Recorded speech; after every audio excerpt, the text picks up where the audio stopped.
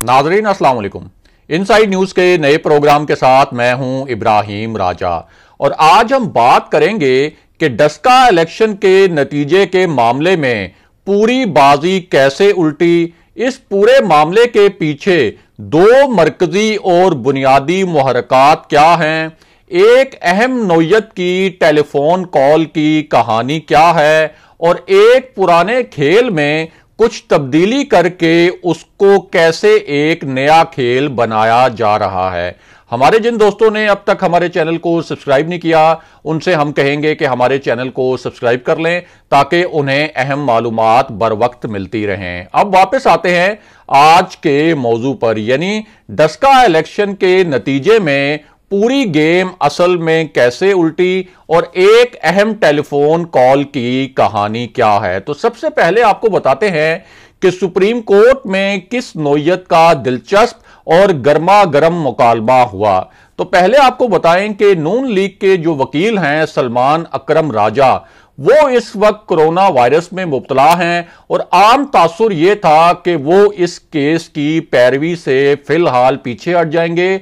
और आजम नजीर तारड़ इस केस की पैरवी करेंगे। लेकिन हैरान कुन तौर पर सलमान अकरम राजा ने इस केस से पीछे हटने से इनकार कर दिया और इसकी एक मुमकिना वजह यह हो सकती है कि मरियम नवाज और जो नून लीग की क़यादत है उनकी जानिब से सलमान अकरम राजा से यह कहा गया हो कि आपने ये केस हर हाल में लड़ना है और इस केस को मुस्लिम लीग नून के लिए जीतना भी है। अब इस पूरी सूरत हाल में सुप्रीम कोर्ट में किस नौयत के मकालमे हुए, तो आपको बताएं कि जब ये समाअत शुरू हुई तो सलमान अकरम राजा ने अपने दलाइल देना शुरू किए और उन्होंने अदालत में डस्का जो जिला है उसका पूरा एक मुकम्मल नक्शा वहां पेश कर दिया। इस पर अदालत ने कहा कि आपने तो एक ही दिन में बहुत ज्यादा तैयारी कर ली, यानी तासुर यह था कि आप तो कोरोना वायरस में मुब्तला थे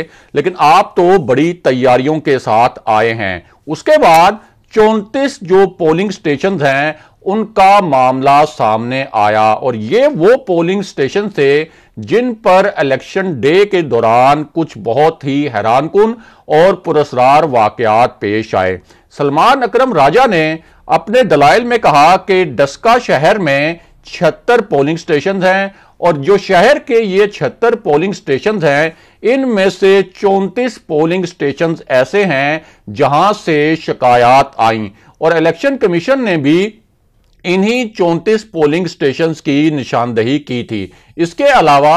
20 प्रिजाइडिंग ऑफिसर ऐसे थे जो गायब हो गए थे, यानी जिनके मामले में शहबाज गिल और तहरीक इंसाफ के कुछ रहनुमाओं ने यह मौक़िफ़ अपनाया था कि ये जो 20 प्रिजाइडिंग ऑफिसर गायब हुए हैं ये धुंध की वजह से गायब हुए और इन्हें वापस रिपोर्ट करने में जो ताखीर हुई उसकी जिम्मेदारी धुंध पर थी। और इलेक्शन कमीशन ने इस हवाले से कहा था कि जिस वक्त ये प्रिजाइडिंग ऑफिसर गायब हुए तो उस वक्त वो पंजाब के जो इंतजामी अफसरान हैं आईजी समेत और चीफ सेक्रेटरी समेत उनसे राब्ते करने की कोशिश करता रहा, लेकिन उनमें से किसी ने भी इलेक्शन कमीशन के राब्तों का उस वक्त जवाब नहीं दिया। अब इस पर जस्टिस उमर अता बंदयाल ने क्या कहा, उन्होंने कहा कि यह भी बताया गया है कि 10 पोलिंग स्टेशन ऐसे हैं जिन पर काफी देर पोलिंग मुअत्तल रही। सवाल यह है कि पोलिंग के दिन कौन और किस तरह से ये मसाइल पैदा हुए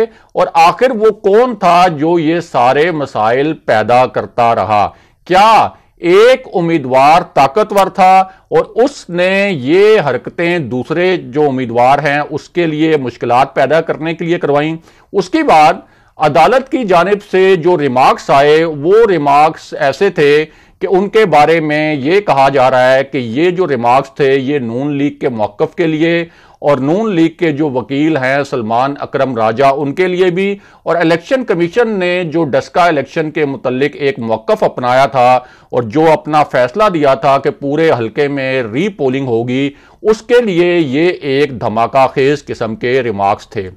और इन रिमार्क्स में अदालत ने कहा कि रिपोर्ट्स के मुताबिक मुस्लिम लीग नून के जो कारकुनान हैं वो पुरतशद्दुद वाकयात में मुलव्विस रहे। अब آپ کو ثابت کرنا ہے کہ 23 پولنگ سٹیشنز کی شکایت پر پورے حلقے میں دوبارہ الیکشن کروانا کیوں ضروری ہے۔ اس پر سلمان اکرم راجہ نے کیا کہا؟ سلمان اکرم راجہ کا کہنا تھا کہ حلقے کے 1/3 پولنگ سٹیشنز ایسے ہیں جہاں سے مختلف نوعیت کی شکایات موصول ہوئیں اور پریزائڈنگ آفیسر جو ہیں وہ پولیس کے ساتھ ایک معمول کے مطابق نکلے، لیکن جب وہ واپس آئے تو ان کی واپسی بہت ہی غیر معمولی تھی، بہت ہی پراسرار تھی۔ ان کے موبائل فونز بھی بند رہے جس وقت وہ غائب رہے، اور الیکشن کمیشن نے اس حوالے سے سوالات بھی اٹھائے تھے، اور یہ پریزائڈنگ آفیسر اس وقت اس بات کی کوئی ایسی مناسب اور ٹھوس وجہ بیان نہیں کر سکے کہ ان کے موبائل فون کیوں بند تھے۔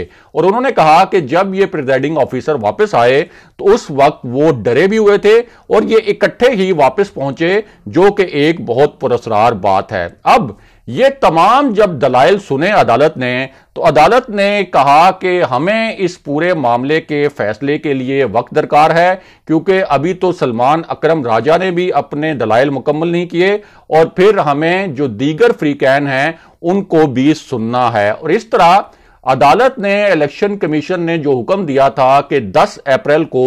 پورے حلقے میں پولنگ ہوگی، اب وہ جو ری پولنگ تھی اس کو ملتوی کر دیا ہے۔ یعنی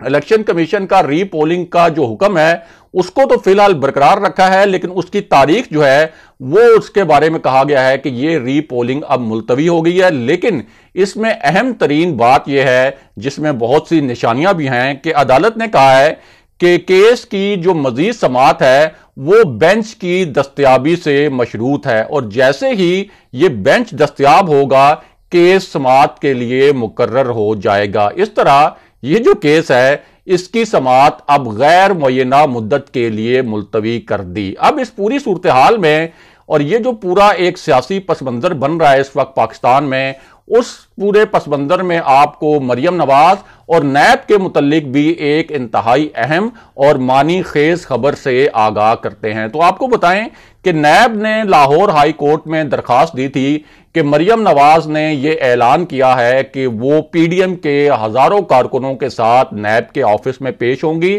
تو انہیں کارکنوں کے ساتھ پیش ہونے سے روکا جائے۔ اب اس معاملے پر عدالت میں بڑی ہی دلچسپ قسم کی سماعت ہوئی، اور نیب نے وہاں یہ موقف اختیار کیا کہ مریم نواز نے اصل میں ہمیں دھمکی دی ہے کہ وہ اکیلی نیب میں نہیں پیش ہوں گی، اور جس طرح سے انہوں نے پی ڈی ایم کے ارکان اور کارکنوں کے ساتھ نیب کے دفتر میں پیش ہونے کا اعلان کیا ہے، اس سے صاف ظاہر ہوتا ہے کہ مریم نواز نیب کی جو تحقیقات ہیں وہاں پیش ہونے کے بجائے ان تحقیقات میں رکاوٹ ڈالنا چاہتی ہیں۔ انہوں نے کہا، جو نیب کے وہاں پہ پروسیکیوٹر تھے، کہ نیب تو قانون کے مطابق تحقیقات کر رہا ہے، اور مریم نواز کی ضمانت منسوخی کی جو درخواست تھی وہ بھی نیب نے چودھری شوگر ملز کیس میں دائر کر رکھی ہے، اور مریم نواز کو نیب میں پیش ہونے کا حکم دیا گیا ہے۔ اب اس پر جسٹس سرفراز ڈوگر نے کس نوعیت کے ریمارکس دیے؟ ان کا کہنا تھا کہ یہ تو ریاست کی ذمہ داری ہے کہ وہ امن و امان کو یقینی بنائے، آپ یہ معاملہ عدالت میں گھسیٹ کر کیوں لے آئے ہیں؟ اس وقت ریاست کہاں ہے؟ آپ کے پاس ڈپٹی کمشنر کی اتھارٹی ہے، آپ وہاں جائیں۔ میری طرف سے آپ نے رینجرز کو بلانا ہے تو رینجرز کو بلا لیں۔ کیا ریاست کو نہیں معلوم کہ اگر قانون پر عمل درآمد کروانا ہے، اگر امن و امان کی صورتحال یقینی بنانی ہے، تو پھر کس نوعیت کے فیصلے کرنے ہیں اور کیا ایکشن لینا ہے؟ انہوں نے کہا کہ عدالت کو اس سیاسی معاملے میں گھسیٹنے کی کیا ضرورت ہے۔ اس کے بعد انہوں نے یہ ریمارکس دیے کہ آپ نے جو کرنا ہے وہ کریں، لیکن عدالت کو اس پورے معاملے سے دور رکھیں، اور عدالت مریم نواز کو نہیں روکے گی کہ وہ اپنے کارکنوں کے ساتھ نیب کے دفتر میں نہ جائیں، کیونکہ یہ عدالت کی نہیں بلکہ ریاست کی ذمہ داری ہے۔ اور اب آپ کو ایک اہم ٹیلی فون کال کی کہانی سناتے ہیں، اور یہ جو ٹیلی فون کال ہے اس کا تعلق پاکستان میں جو ایک اس وقت سیاسی طوفان ہے اس سیاسی طوفان سے بھی ہے۔ تو آپ کو بتائیں کہ ایک ایسی صورتحال میں جب مریم نواز اور بلاول بھٹو آمنے سامنے ہیں، تو اس پورے تناظر میں مولانا فضل الرحمان نے آصف علی زرداری کا ایک اہم پیغام میاں نواز شریف کو پہنچایا، اور وہ پیغام یہ تھا کہ جب مولانا فضل الرحمان نے آصف علی زرداری سے یہ شکوہ کیا کہ بلاول بھٹو اور پیپلز پارٹی کے دیگر قائدین کی جانب سے مریم نواز اور نون لیگ کے قائدین کے خلاف بیان بازی بند کرائی جائے، تو آصف علی زرداری نے اس پر مولانا فضل الرحمان کو بڑا سخت جواب دیا،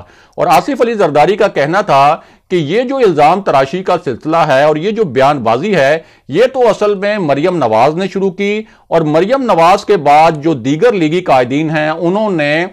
مجھ پر یعنی آصف علی زرداری پر الزامات لگانا شروع کر دیے، کبھی ڈیل کا تاثر دیا اور کبھی یہ کہا کہ اسٹیبلشمنٹ کے متعلق ان کے جو ریمارکس تھے پی ڈی ایم کے اجلاس میں ان کی تو ریکارڈنگ بھی کی گئی ہے۔ ہم مریم نواز کے خلاف اور لیگی قائدین کے خلاف اس وقت تک بیان بازی بند نہیں کریں گے جب تک یہ جو پوری محاذ آرائی ہے جو مریم نواز کی جانب سے شروع ہوئی ہے وہ خود اس سے پیچھے نہیں ہٹتے۔ اور یہ جو پیغام ہے یہ مولانا فضل الرحمان نے میاں نواز شریف کو پہنچایا، اور اسی تناظر میں اب مریم نواز نے یہ بیان دیا جسے ایک یو ٹرن بھی کہا جا رہا تھا کہ ان کی بلاول بھٹو سے کسی قسم کے اختلافات نہیں ہیں۔ اگلے پروگرام تک کے لیے خدا حافظ۔